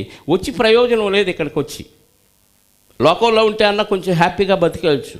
ఇక్కడ కొన్ని త్యాగం చేసాం, కొంత ధనాన్ని వెచ్చిస్తున్నాం, కొంత సమయాన్ని వెచ్చిస్తున్నాం, కొన్ని దురలవాట్లకు దూరం అయ్యాం. ఇంటికి దూరం అయిపోయి ఇంత మంచిని నేర్చుకుంటూ మనం కూడా పాడైతే బాగుపడేది ఎవరు చెప్పండి? ఇంకా కంప్లైంట్ ఎవరి మీద ఇచ్చాడు? ప్రధాన యాజకుడైన యెహోషువ మీద ఇస్తే, పోనీ ఆయన ఏమన్నా నేరం చేశాడేమోనని దేవుడిని అడిగితే ఏమంటున్నాడు చదవండి. సాతాను ఫిర్యాదు అయి అతని కుడిపార్శ్వమున నిలబడుటయు అతడు నాకు కనపరిచాడు. సాతాను యెహోవా నిన్ను గద్దించును. సాతాను యెహోవా నిన్ను గద్దించును. యెరూషలేము కోరుకొను యెహోవా నిన్ను గద్దించును. అతడు అగ్నిలో నుండి తీయబడిన కొరివలే ఉన్నాడు కదా. ఎవరు? ప్రధాన యాజకుడైన యెహోషువ ఎలా ఉన్నాడంటే అగ్నిలోంచి తీయబడే కణకణలాడే నిప్పు కణికలాగా ఉన్నాడంట. అంటే ఫ్రెష్. ఆయన అన్ని పరీక్షలు ఎదుర్కొని కొలిమిలో నుంచి తీయబడిన బంగారం ఎలాగైతే ఉంటుందో అలా ఉన్న వాడి మీద నువ్వు కంప్లైంట్ ఇస్తావా? దేవుడే నిన్ను గద్దించును కాకన్నాడు. దూత కంప్లైంట్ ఇచ్చింది ఎవడు? అపవాది. దూత ఏమన్నాడు? నీ సంగతి తేలుతానలా. దూత కూడా ఏమన్నాడు? యెహోవా నిన్ను గద్దించును కాకన్నాడు. యెహోషువ గారి గురించి ఏం చెప్పాడు? అతడు అగ్నిలో నుండి తీయబడిన అంత మంచివాడి మీద నువ్వు కంప్లైంట్ ఇస్తావా? అంటే మంచివాడి మీద కంప్లైంట్ ఇచ్చే స్వభావం ఎవరిది? చెడ్డోడి మీదే ఇవ్వకూడదు. ఇంకా మంచివాడి మీద అసలు ఇవ్వకూడదు కదా. ప్రకటన గ్రంథం 12వ అధ్యాయము 10వ వచనం. ప్రకటన గ్రంథం 12వ అధ్యాయము 10వ వచనం. మరియు ఒక గొప్ప స్వరము పరలోకమందు ఇలాగూ చెప్పగా వింటిని. ఇది డే అండ్ నైట్ కంప్లైంటేనా?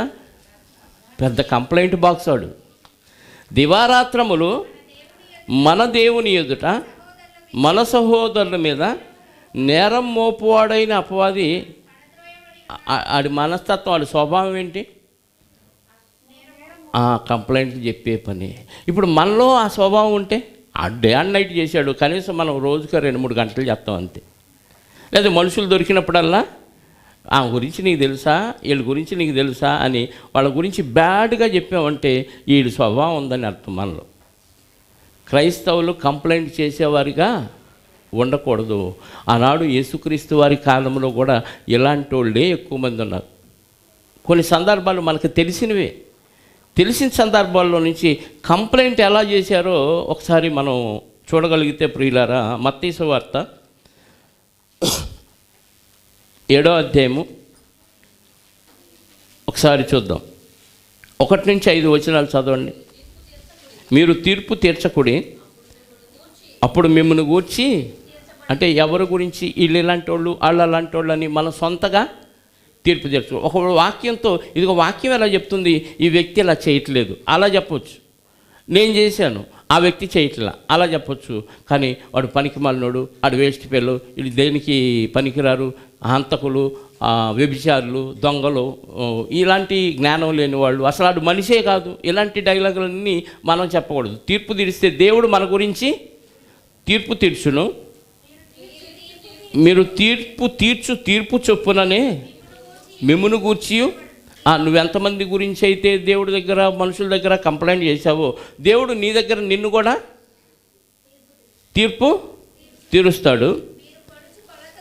మీరు కొలిసే కొలత చొప్పుననే మీకు కొలవబడును. నువ్వు ఎంతమందిని దుర్మార్గులు, దోషులు, అలాంటి వాళ్ళు ఇలాంటి వాళ్ళు అన్నావు, నిన్ను కూడా దేవుడు అదే కొలతలో కొలిచేస్తాడంట. అంటే నీ కొలత నువ్వే కొలుసుకున్నావని అర్థం. చాలండి. లూకాసు వార్త 20వ అధ్యాయం 12వ వచనం నుండి చూడండి. లూకాసు వార్త 20వ అధ్యాయము 12వ వచనం. మరలా అతడు మూడవ వాణ్ణి పంపగా వారు ఆయన్ని గాయపరిచి వెలుపలికి, ఇదంతా ద్రాక్ష తోట ఉపమానం తెలుసు కదా మీకు. ఆ ఉపమానం అంతా చెప్పిన తర్వాత అప్పుడు ఆ ద్రాక్ష తోట యజమాని, నేనేమి చేతును, నా ప్రియకుమారుని పంపుదును.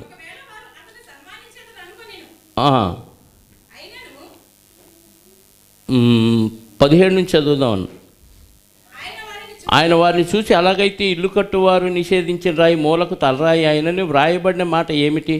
ఈ రాతి మీద పడువాడు తునకలైపోవును, కానీ అది ఎవరి మీద పడునో వాడిని నలిచేనని ఈ ద్రాక్ష తోట ఉపమానం చెప్పిన తర్వాత అక్కడ ఎవరున్నారంటే 19వ వచనం, ప్రధాన యాజకులు శాస్త్రులు తమ్మును గూర్చియే యేసు ఈ ఉపమానము చెప్పెనని గ్రహించి ఆ గడియలోనే ఆయనను బలాత్కారముగా పట్టుకున్న సమయము చూచిరి, కానీ జనులకు భయపడిరి. వారు ఆయనను కనిపెట్టుచు అధిపతి వశమునకును అధికారమునకును అప్పగించుటకై ఆయన మాటల యందు తప్పు పట్టవలనని తాము నీతిమంతులమని అనిపించుకొని వేగుల వారిని ఆయన యొద్దకు. ఇప్పుడు ఈయన చెప్పిన ఉపమానం ఈ శాస్త్రులు ప్రధాన యాజకుల గురించి అని వాళ్ళకి అర్థమైంది. అంటే కొద్దిగా తెలివిగానే ఉన్నారు. ఈ ఉపమానంలో ఓహో పలానోళ్ళు మనల్ని క్యారెక్టర్లో కట్టేశాడు ఈయన అని తిరిగి వాదించి వాక్యంతో చెప్పడానికి వాళ్ళ దగ్గర సరుకు లేదు. ఇప్పుడు ఏం చేయాలి? అక్రమ మార్గంలో వెళ్ళాలి. అక్రమ మార్గంలో వెళ్ళాలంటే ఏం చేయాలని ఆలోచించుకొని వీళ్ళు డైరెక్ట్గా అటాక్ అవ్వట్లా. ఈ లక్షణాలు ఉన్నవాళ్ళు చూడండి, డైరెక్ట్గా రంగంలోకి రాడీడు. సాతాను కూడా డైరెక్ట్గా వస్తాడా? ఎవరో ఒకరి ద్వారా వస్తాడా? ఆ రోజు అవ్వమ్మని శోధించడానికి సర్పాన్ని వాడుకున్నాడు. అలా ఒక్కొక్కరిని శోధించడానికి ఏదో ఒక ఆలోచన ఇస్తాడు, ఎవరొకళ్ళు వాడుకుంటాడు. అప్పుడు మనుషులు ఎవరు లేరు కాబట్టి, ఆదాం గారి దగ్గర పప్పులు ఉడకలేదు కాబట్టి డైరెక్ట్గా సర్పం ద్వారా అవ్వమ్మను శోధించాడు.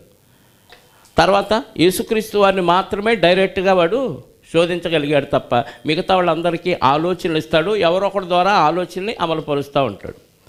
ఇక్కడికి వచ్చేసరికి డైరెక్ట్గా వాళ్ళు రాలా. ప్రధాన యాజకులు శాస్త్రులు రాకుండా ఎవరు పంపించారంట?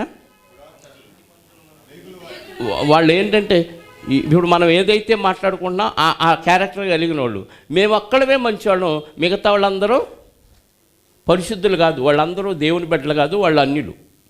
వీళ్ళు అనిపించుకొను వేగుల వారిని తాము నీతిమంతులమని అనిపించుకొని వారు, అయ్యా నీతిమంతుడు వస్తున్నాడు వందనాలు చెప్పండి అంటారు ప్రజలు.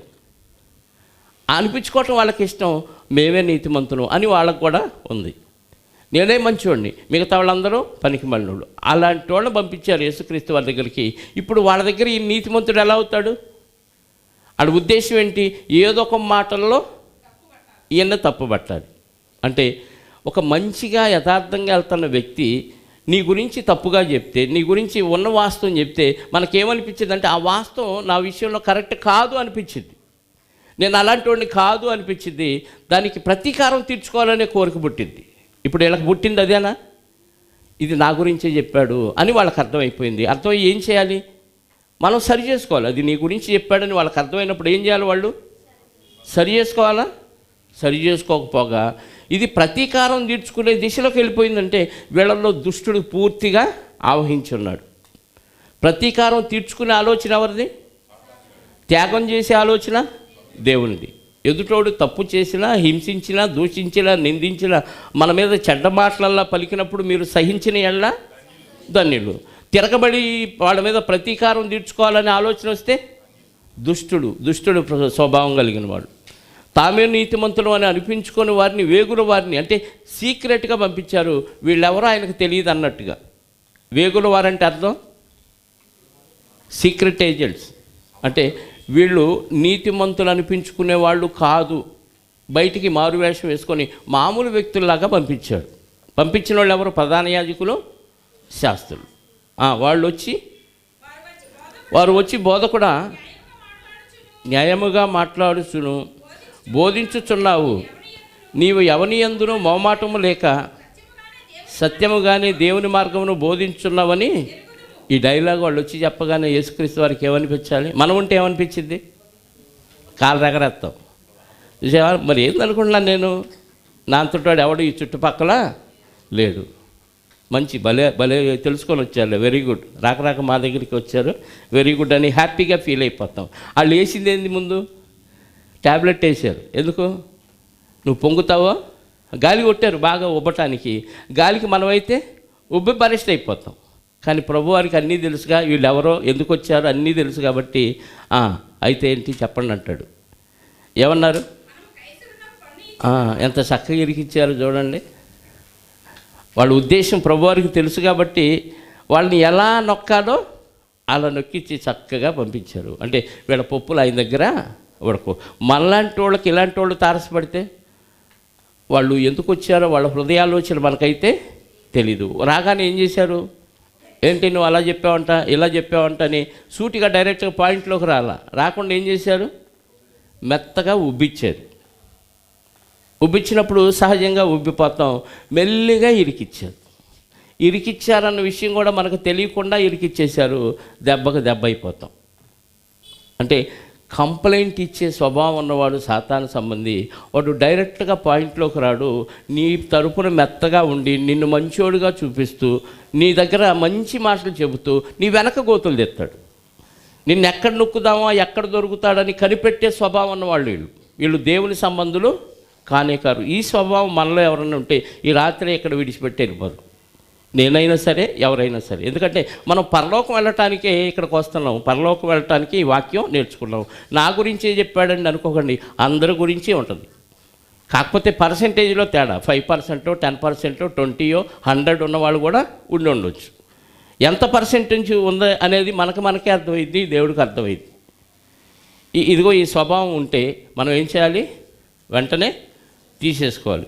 మరొక సందర్భం చూద్దాం. లూకాసు వార్త 10వ అధ్యాయము.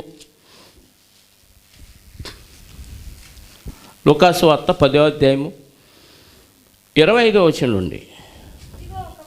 ఇదిగో ఒకప్పుడు ధర్మశాస్త్రోపదేశకుడు ఒకడు లేచి, బోధకుడా, నిత్య జీవమునకు వారసుడగుటకు.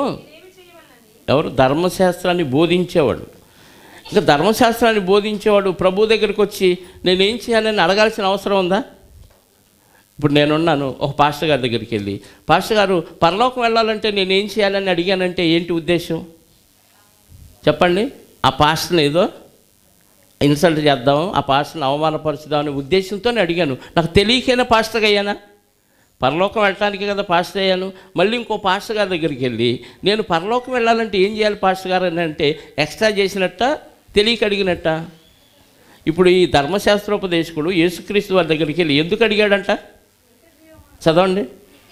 నిత్య జీవమునకు వారసుడొకటకు నేనేమి చేయవలనని శోధించుచు అడిగాడంట. అంటే ఈయన ఎక్కడో చాట ఇరికించాలి. ధర్మశాస్త్రోపదేశకులే ప్రభు దగ్గర ఇరికించడానికి ట్రై చేశారంటే వీళ్ళల్లో ఏముంది? ప్రభువు మీద నెగిటివ్ యాంగిల్ ఉంది. ప్రభువు మీద ఏదో కంప్లైంట్ ఇచ్చి ఆయన తోసేయాలి, లోపలేయాలి, చంపేయాలి అనే ఆలోచన విధానంలో ఉన్నారు. ఇరికించాలని వచ్చాడు. అందుకు ఆయన ధర్మశాస్త్రం ఏమి చెప్పుచున్నది, ఏమని రాయబడింది? నువ్వేమి చదువుచున్నావని అతన్ని అడుగ్గా అతడు నీ దేవుడైన ప్రభువుని నీ పూర్ణ హృదయంతోనూ, నీ పూర్ణ మనసుతోనూ, నీ పూర్ణ శక్తితోనూ, నీ పూర్ణ వివేకముతోనూ ప్రేమింపవలననియు నిన్ను వలె నీ పొరుగువాన్ని ప్రేమింపవలననియు రాయబడి ఉన్నదని చెప్పాను. Very good. అందుకు ఆయన నీవు సరిగా ఉత్తరం ఇచ్చితివి, అలాగూ చేయము, అప్పుడు నీవు జీవించదు. ఆయనతో ఆయన అడిగిన ప్రశ్నకి చక్కగా ధర్మశాస్త్రం ఏం చెప్తుందంటే ఆయనే అప్పచెప్పాడు. టకటక అలా చేయి, వెళ్ళిపో అన్నాడు. అయిపోయింది. కానీ అతను వదలదలుచుకోలేదు. ఎందుకు? పట్టు వదలని ధర్మశాస్త్రోపదేశకుడు. ఎలాగైనా నిన్ను ఇరికియాలి, ఈ పాయింట్లో దొరకలైనా మరొక పాయింట్ వేద్దాం అని. అందుకు ఆయన నీవు సరిగా ఉత్తరం ఇచ్చితే అలాగూ చేయమని అతడికి అప్పుడు జీవించదని అతనితో చెప్పాను. అయితే తాను నీతిమంతుడై ఉన్నట్టు కనపరచుకొనగోరి అవును కానీ నా పొరుగువాడెవడని యేసుని అడిగాను. ఎందుకు అడిగాడంట? అందరికీ తెలియాలి నేను ఎలాంటి వాడినో, అందరికీ పబ్లిక్ అవ్వాలి. ఈయన ద్వారా చెప్తే బాగా పాపులారిటీ వచ్చింది. ఎవరి ద్వారా? యేసుక్రీస్తు నోట్లో నుంచి చెప్తే ఎక్కువ మంది గ్యాదర్ అవుతారు కదా ఆయన దగ్గర. ఈయన ద్వారా నా గురించి ఈయనే గొప్పగా చెప్పాడు అనుకో, నేను అవన్నీ పాటిస్తున్నానని తెలుసు కదా, పాటిస్తున్నానని చెప్పాను కదా. ఇప్పుడు ఈయన నోట్లో నుంచి ఆ డైలాగ్ వస్తే ఈ ధర్మశాస్త్రోపదేశకుడు ఏమవుతాడు?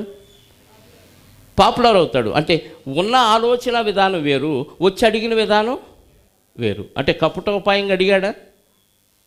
చెప్పండి. కపటోపాయం తెలుసుకునే విధానంలో అడిగేవాళ్ళు వేరు, ప్రశ్నలు అడిగేవాళ్ళు ఎలాంటి వాళ్ళు మనకు అర్థమైపోద్ది.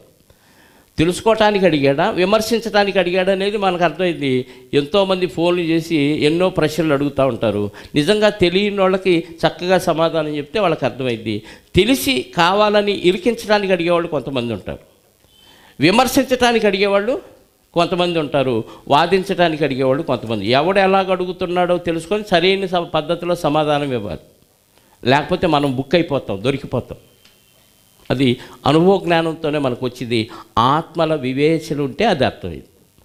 అవతల వాడు ఏ ఉద్దేశంతో మాట్లాడుతున్నాడో గ్రహించగలిగితే వాడికి ఎలా సమాధానం చెప్పాలో అలా చెప్పాలి. హెబ్రీలో ఇలా ఉందన్న, మరి ఏంటి మీరు ఎలా చెప్తారు అన్నాడు అనుకో, నా హెబ్రీ రాదయ్యా, నాకు తెలుగే వచ్చు అంట, నోరు మూసుకుంటాడు. నాకు రాదు, నీకు హెబ్రీ వస్తే హెబ్రీ బైబిల్ చదువుకో, హెబ్రీలో బోధించేసి. నాకైతే రాదు, నాకు వచ్చింది తెలుగులో చెప్తాను, తెలుగులో అర్థమైనయే చెప్తాను. నీకు హెబ్రీ బైబిల్ ఉంటే హెబ్రీలో చదువుకో, గ్రీక్ ఉంటే గ్రీక్లో చదువు. తెలియదని ఒప్పుకున్నాను, ఇంకేం వాదిస్తాడు? సైలెంట్. వాడు అడిగిన ఉద్దేశం ఏంటి? ఇరికిద్దామని అడుగుతాడు అంతే. ఈ ధర్మశాస్త్రోపదేశకుడు కూడా యేసుక్రీస్తు వారి దగ్గరికి ఎందుకు వచ్చాడు? ఇరికిద్దామని వచ్చాడు, తానే నీతిమంతుడని కనపరుచుకోవటానికి వచ్చాడు. అలాగే లూకాసు వార్త 18లో ఇద్దరు వ్యక్తుల గురించి మనం ఎప్పుడూ విన్నాం. ఎవరు? శుంకరి, పరిచయుడు. అక్కడ యేసుక్రీస్తు వారు వాళ్ళకి చెప్పాల్సిన పరిస్థితి వచ్చిందంట. ఒక ఉపమానం చెప్పాల్సిన పరిస్థితి, చెప్పాలని అనుకోలేదు ఆయన, కానీ వాళ్ళే చెప్పించుకునే విధంగా ఆయన నిరికిచ్చాడు. చదవండి ఒకసారి ఆ సందర్భం. 18వ అధ్యాయము లూకాసు వార్త 9వ వచనం. తామే నీతిమంతులమని తమ్ము నమ్ముకొని ఇతరులను తృణీకరించు కొందరితో ఆయన ఈ ఉపమానము. అంటే వీళ్ళ ఉద్దేశం ఏంటి? ఇప్పుడు దాకా మనం ఏ సబ్జెక్ట్ అయితే మాట్లాడుకున్నా అలాంటి క్యారెక్టర్ ఉన్నవాళ్ళు. మేము అక్కడమే మంచివాళ్ళు, మిగతా వాళ్ళందరూ ఇక అందరి గురించి నువ్వేదన్నా అడుగు, ఆమె ఎలాంటిదంటే ఆమె గురించి నాకు తెలుసు అని బ్యాడ్గా చెప్తాడు. ఈయన ఎలాంటోడు, ఈయన గురించి బ్యాడ్. ఆయన ఎలాంటోడు, ఆయన. నువ్వు ఎలాంటోడు, నా అంత మంచివాడు ఎవడు లేడు. ఆ బ్యాచ్ ఇది ఉందా? ఈ లక్షణం మనలో పర్సంటేజ్లో తేడా ఉండొచ్చు, కానీ ఉంటుందా? మన దృష్టికి మనం ఎలా ఉంటాం? నీతిమంతులు. మనంత మంచివాడు ఇంకా ప్రపంచంలో ఎవడో లేడు కదా. నేనే మహాజ్ఞాని, నా అంత మంచివాడు లేడు, నా అంత వాక్యానుసారంగా బతికేవాడు ఎవడు అనిపిస్తూ ఉంటుంది. కానీ వాళ్ళ ఉద్దేశం కూడా దేవుడు ఇక్కడ రాయించాడు. తామే నీతిమంతులం అనుకొని తమ్మును తాము వాళ్ళే నమ్ముకున్నారు, ప్రభువుని కాదు. మేము నీతిమంతులు అవటానికి కారణం దేవుడు, కానీ వీళ్ళు తమను తామే నమ్ముకొని మేము నీతిమంతులుగా మమ్మల్ని మేమే మార్చుకున్నాం. ఆ ఉద్దేశం తెలుసా? తమను తామే దేవుని కాదు నమ్మింది, తమను తామే నమ్ముకొను ఇతరులను తృణీకరించి కొందరితో ఆయన ఉపమానము చెప్పాను. ప్రార్థన చేయుటికై 20 మనుషులు దేవాలయంలోనికి వెళ్ళిరి. వారిలో ఒకడు పరిచయుడు, ఒకడు శుంకరి. ఇక్కడ పరిచయుడు క్యారెక్టర్ ఉందేమో చూద్దాం మనలో.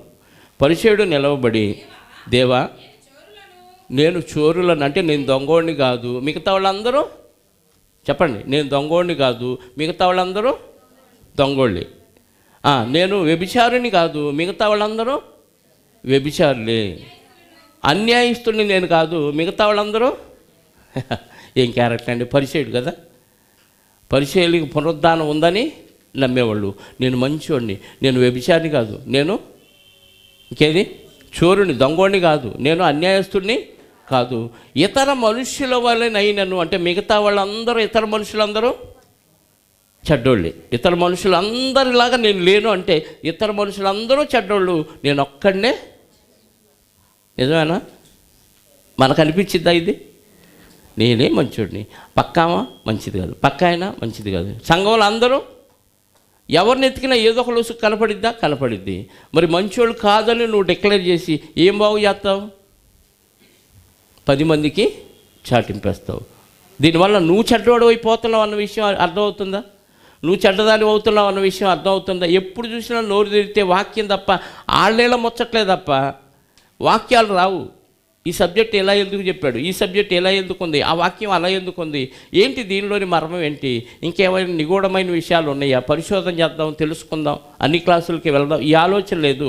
ఆమె ఎలాంటిది, ఈమె ఎలాంటిది, కొత్తగా వచ్చిన వాళ్ళు ఎలాంటి వాళ్ళు, ఈ ఆలోచనతో నువ్వు దేవుడికి దూరం అయిపోతున్నావు. నీ జీవితాన్ని నువ్వే నాశనం చేసుకున్నావు. నీ హృదయాన్ని భయంకరమైన వ్యాధితో నింపేసుకుంటున్నావు. ఆ సంగతి మనకు తెలియట్లా.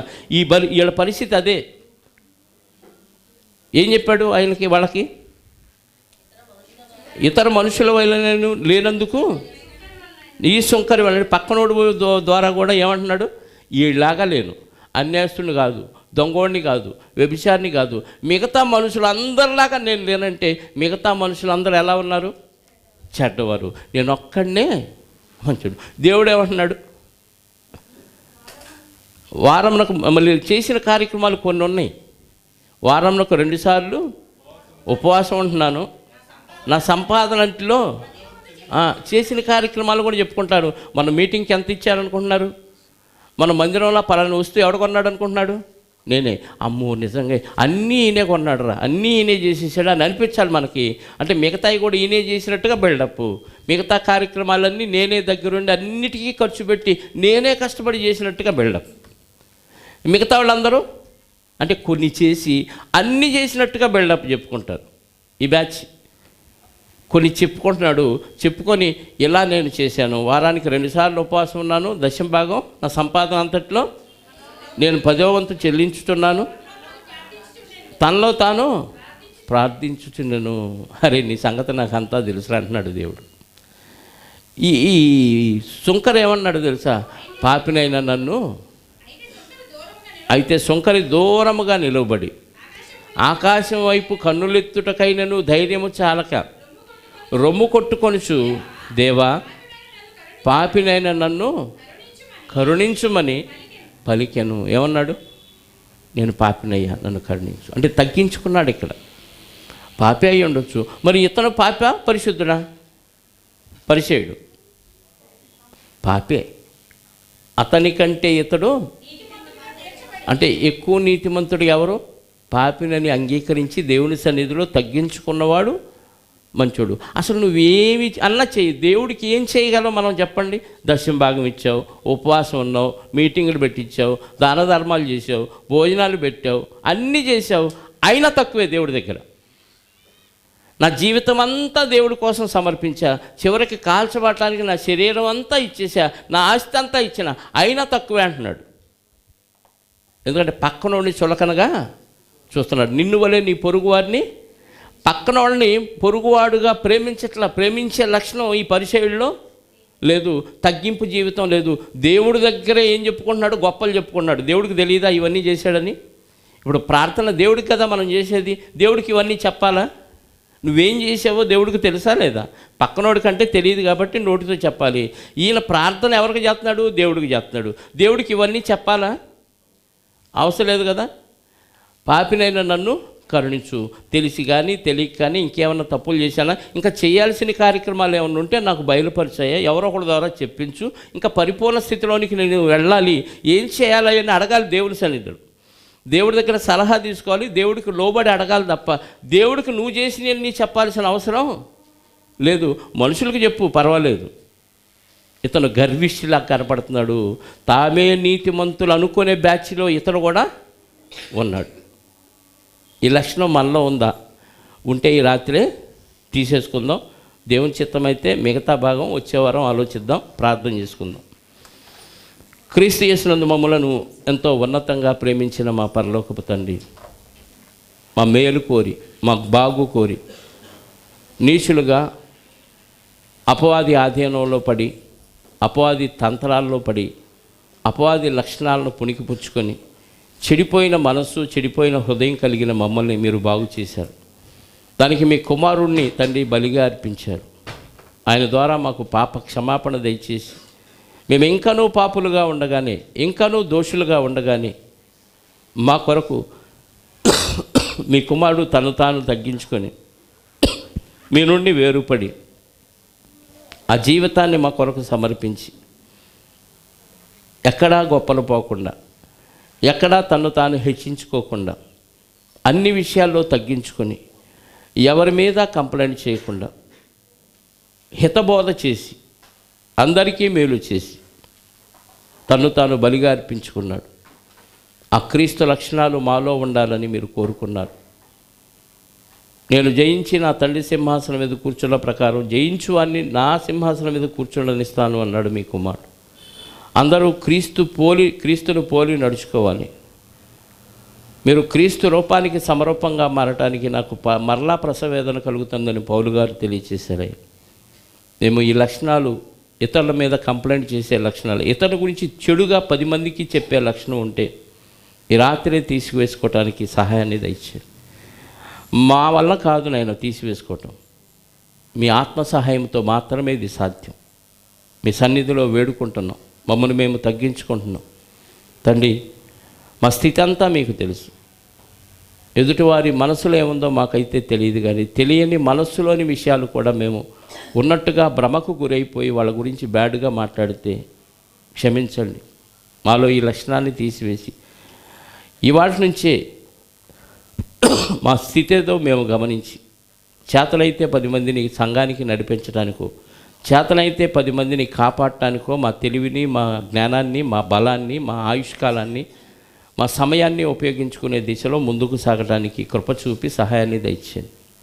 ఇది సాతాను తత్వం అని, సాతాను ఆధీనంలోకి మేము వెళితేనే ఈ కార్యక్రమాలు చేస్తామని మాకు అర్థమైంది. ఆనాడు శాస్త్రులు, పరిచయులు, ప్రధాన యాజకులు చేసిన తప్పు మేము చేయకుండా మమ్మల్ని మేము సరిచేసుకునే ధన్యతను మాకు అనుగ్రహించండి. ఇదిగోనైనా వచ్చిన బిడ్డలందరినీ జ్ఞాపకం చేసుకోండి. వారి వారి గృహాలకు వారిని సురక్షితంగా చేర్చండి.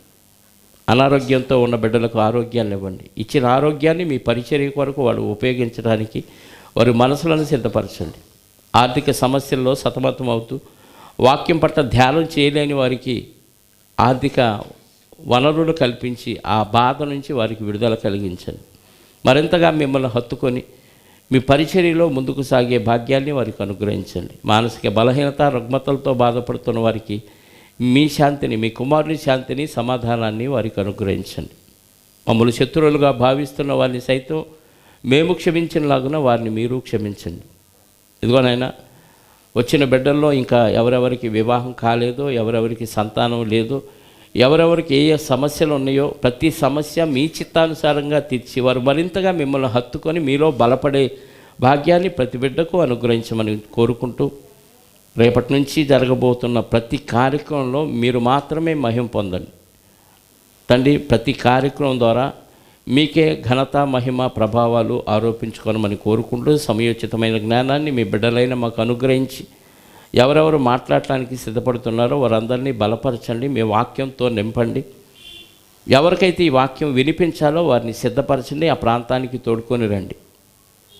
అనుకోని విధంగా అనేకులను ఆ ప్రాంతంలో సమకూర్చి రేపటి దినాన జరగబోయే ఆర్టీసీ కాలనీలోని కూడికలోను, మల్లెపాడులోని 2 రోజుల కూడికలోను, అనవర్లపూడిలోని 2 రోజులు మరి లేఖనాల పరిశోధనలోను, అలాగే శనివారం రెడ్డిపాలెంలో జరగబోయే కార్యక్రమంలోను ప్రతి కార్యక్రమంలో మీరు మాత్రమే మహిమ, ఘనత, ప్రభావాలు ఆరోపించుకోనమని, కొందరి ఆత్మలైనా రక్షించబడటానికి కృప చూపి సహాయాన్ని దయచేయమని మా రక్షకుడు నీ ప్రియకుమారుడైన యేసుక్రీస్తు వారి పరిశుద్ధ నామములో ఈ కార్యక్రమాలన్నిటికీ కావలసిన ఆర్థిక సహాయాన్ని కూడా ఇచ్చే విధంగా మీ బిడ్డలను ప్రేరేపించమని కోరుకుంటూ, మాలో పశ్చాత్తాపాన్ని కలిగించమని కోరుకుంటూ, మా రక్షకుడు నీ ప్రియకుమారుడైన యేసుక్రీస్తు వారి యొక్క కృతజ్ఞత కలిగిన నామములో, తగ్గింపు జీవితం కలిగిన నామములో ప్రార్థించి అడిగి వేడుకొనిచున్నాను పరలోకపు తండ్రి. ఆమేన్. మనందరి కన్న తండ్రి అయిన దేవుని ప్రేమ, ఆయన ప్రియ కుమారుడైన యేసుక్రీస్తు వారి కృప, పరిశుద్ధాత్మ యొక్క అన్యోన్య సహవాసము ఇప్పుడు ఎల్లప్పుడూ సకల పరిశుద్ధులకు సదాకాలము తోడయుండి నడిపించునుగాక. ఆమేన్. అందరికీ యేసుక్రీస్తు నామములో శుభాలు, వందనాలు.